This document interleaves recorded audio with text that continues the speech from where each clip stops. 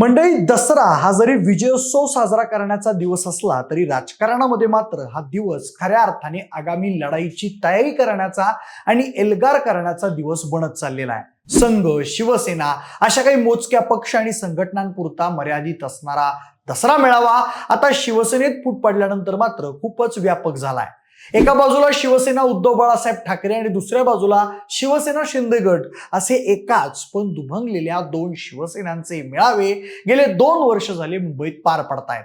त्यातही कमी की काय म्हणून आज एका बाजूला बीड मधल्या नारायणगड या ठिकाणी जरांगे पाटलांचा तर दुसऱ्या बाजूला भगवानगडावर पंकजा मुंडेंचा देखील दसरा मेळावा पार पडला।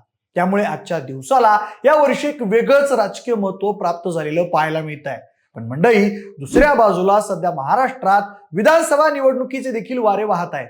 निवडणुकांच्या तारखांची अद्याप जरी घोषणा झाली नसली तरी सर्वच राजकीय पक्ष इलेक्शन मोडमध्ये गेल्यामुळे वातावरण चांगलंच तापलंय। याच पार्श्वभूमीवर सगळ्यांचंच लक्ष लागलेल्या शिवसेना उद्धव बाळासाहेब ठाकरे आणि शिवसेना शिंदे गट या दोन्ही पक्षांचे दसरा मेळावे आज पार पडले। म्हणूनच आज आपण शिंदे की ठाकरे नेमका कोणाचा दसरा मेळावा गाजला, दोन्ही नेत्यांनी आपल्या भाषणांमधून आगामी निवडणुकांच्या पार्श्वभूमीवर काय चाली खेळल्या आहेत हे सगळंच या व्हिडिओच्या माध्यमातून जाणून घेणार आहोत। नमस्कार, मी प्रथमेश आणि तुम्हाला तर माहितीये आपला विषयच भारी। म्हणजे सुरुवातीला आपण एकनाथ शिंदेच्या मेळाव्याचा आढावा घेऊयात। प्रचंड गर्दी आणि उत्साहात हा मेळावा पार पडलेला पाहायला मिळाला। शंभूराजे देसाई, रामदास कदम, गुलाबराव पाटील अशा नेत्यांची भाषणं झाल्यानंतर नेहमीसारखं जमलेल्या माझ्या तमाम हिंदू बांधवांनो, भगिनींनो आणि मातांनो या वाक्याने मुख्यमंत्री एकनाथ शिंदे यांनी भाषणाला सुरुवात केली। आणि ठाकरे हिंदुत्व विसरलेत, त्यांनी हिंदुत्व सोडलेलं आहे या मुद्द्यावर एकनाथ शिंदे यांनी उद्धव ठाकरे यांना भाषणाच्या सुरुवातीलाच धारेवर धरलं। काही लोकांना हिंदू या शब्दाची ॲलर्जी झाली आहे, काही लोकांना हिंदू हृदय सम्राट म्हणायची लाज वाटत आहे, असा थेट हल्लाबोल एकनाथ शिंदे यांनी भाषणाच्या सुरुवातीलाच केलाय। आज काही लोकांना हिंदू शब्दाची लाज वाटत आहे, हिंदू हृदय सम्राट म्हणायला त्यांची जीभ कचरत आहे, पण आपल्याला या शब्दाचा अभिमान आहे। बाळासाहेबांच्या विचाराशी बेईमानी करणाऱ्यांपासून आपण शिवसेना मुक्त केली। त्यानंतर पुढे एकनाथ शिंदे म्हणाले की तुम्ही शिवसेनेचा भगवा रंग बदलण्याचा प्रयत्न केला, तुमचाच रंग बदलला। अशा लोकांसमोर बाळासाहेब कधीही राहिले नसते। बाळासाहेबांची सगळी स्वप्न कोणी पूर्ण केली तर पंतप्रधान मोदी यांनी केली। हे म्हणत होते शिवसैनिकाला मुख्यमंत्री करणार आहे, मला सोडा दुसऱ्याला बनवायचं होतं, पण हे स्वतःच बसले, पण मोदींनी हे केलं आणि मला मुख्यमंत्री बनवलं।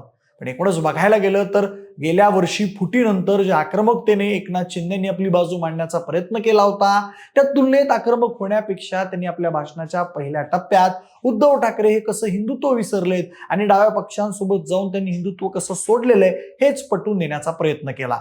भाषणाच्या पुढच्या टप्प्यात त्यांनी लोकांसमोर आपल्या कामाचा पाडा वाचून दाखवल्याचं दिसून आलं। लाडक्या बहिणीपासून ते अगदी रोजगार आणि फॉरेन इन्व्हेस्टमेंट पर्यंत एकनाथ शिंदे यांनी आपल्या सगळ्या योजना पोहोचवण्यावरच भर दिल्याचं दिसून आलं।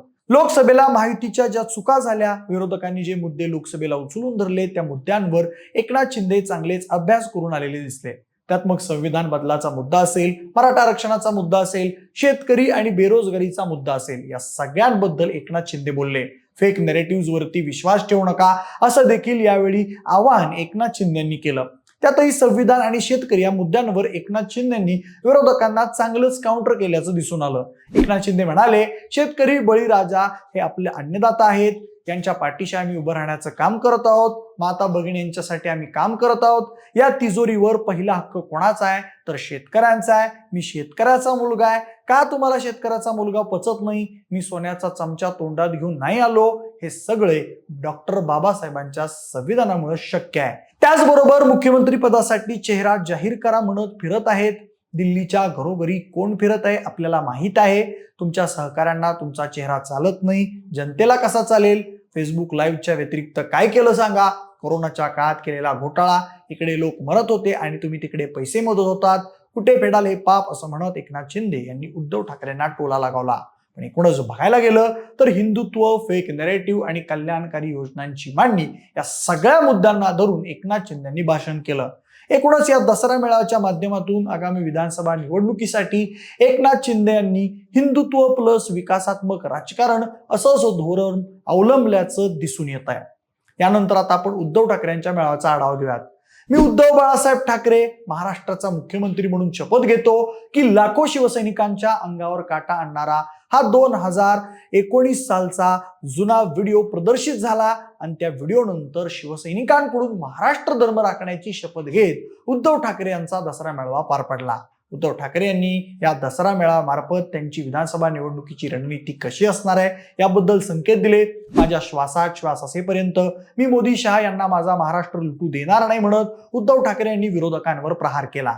शिवतीर्थावरचा दसरा मेळावा हा खऱ्या आणि निष्ठावंत शिवसैनिकांचा मेळावा आहे आणि मी तुमच्या ऋणातून या जन्मात तरी मुक्त होणार नाही असं म्हणत ठाकरे यांनी उपस्थित लोकांना नमन केलं. वर त्या मिंद्यांना जाऊन सांगा, बाळासाहेबांनी या निष्ठावंत शिवसैनिकांच्या रूपात मला वाघनख दिलेत. तुम्ही आई भवानी सारखे माझ्या पाठीशी उभे राहिलात याचा मला सार्थ अभिमान आहे असा इशारा त्यांनी एकनाथ शिंदे यांना दिला. उद्धव ठाकरेंनी रतन टाटा यांच्याबद्दलचा एक किस्सा सांगितला. ते म्हणाले, जसं रतन टाटा यांना JRD टाटा यांनी त्यांची क्षमता बघून टाटा ग्रुपची जबाबदारी दिली तसंच एकदा रतन टाटा उद्धव ठाकरेंना म्हणाले होते की बाळासाहेबांनी तुझ्यातली अडचणीच्या प्रसंगात लढण्याची क्षमता बघितली आणि म्हणून शिवसेनेची जबाबदारी दिली. पण आता ही लढाई सोपी राहिलेली नाही. ज्यांना मी मोठं केलं, आधार दिला, तेच लोक आता माझ्या समोर लढायला उभे राहिलेत. पण मी यांना यांची जागा दाखवल्याशिवाय गप्प बसणार नाही असा घणाघात ठाकरेंनी भाषणात केला. तसंच शिवरायांच्या पुतळ्याचा मुद्दा उपस्थित करून ठाकरेंनी सरकारवर निशाणा साधला. ते म्हणाले, ज्यांनी शिवाजी महाराजांच्या पुतळ्यात, रस्ते यांच्यात आम्हा भ्रष्टाचार केला त्यांना या जनतेनं माफ करू नये. पुढच्या 2 महिन्यात आमचं सरकार येतंय. आम्ही सत्तेवर आल्यानंतर महाराष्ट्राचं आराध्य दैवत वंदनीय शिवाजी महाराजांची प्रत्येक जिल्ह्यात मंदिरं बांधणार आहे आणि ती फक्त घंटा बडवण्यासाठी नाही तर त्यांच्या पराक्रमापासून प्रेरणा घेण्यासाठी. खरं तर छत्रपती शिवाजी महाराज हा लोकांच्या भावनेचा विषय असल्यानं ठाकरेंनी दसरा मेळाव्याच्या निमित्तानं सध्या महाराष्ट्रात फक्त महाराष्ट्र धर्म चालणार अशी ग्वाहीच देऊन टाकली.